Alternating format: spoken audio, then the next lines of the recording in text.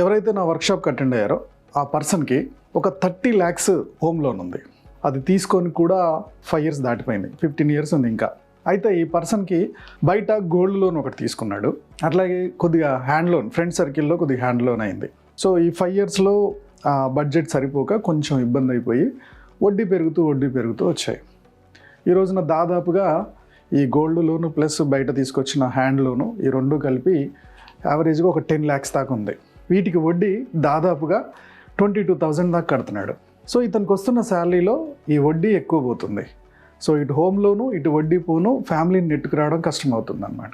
So ఇలాంటి సిచ్యువేషన్లో నాకు ఇంకా ఏరే ఆదాయ మార్గాలు ఏం లేవు, బట్ ఈ అప్పు నుంచి బయటపడడం ఎలా అనే ఒక డౌట్ అడిగారు అనమాట. ఇతని దగ్గర ఒక 3 lakhs గోల్డ్ ఉంది, అదేమో తాకట్లో ఉంది. అలాగే బయట హ్యాండ్ లోన్ తీసుకొచ్చారు. సో ఒక దగ్గర ₹2 వడ్డీ, ఒక దగ్గర ₹3, ఇంకొక దగ్గర ₹4 కూడా ఉంది. ఇవన్నీ బాగా ప్రెజర్ అయిపోతున్నాయి. ఇవన్నీ ఒక దగ్గరికి తీసుకురావాలి. వడ్డీ రేట్ ఆఫ్ ఇంట్రెస్ట్ కూడా తక్కువ ఉండాలి. తన బడ్జెట్లో, తన శాలరీలో తనకు బడ్జెట్ కొద్దిగా సూట్ అవ్వాలి. ఇలాంటి సిచ్యువేషన్లో నేను చెప్పిన ఏకైక సొల్యూషన్ వచ్చేసి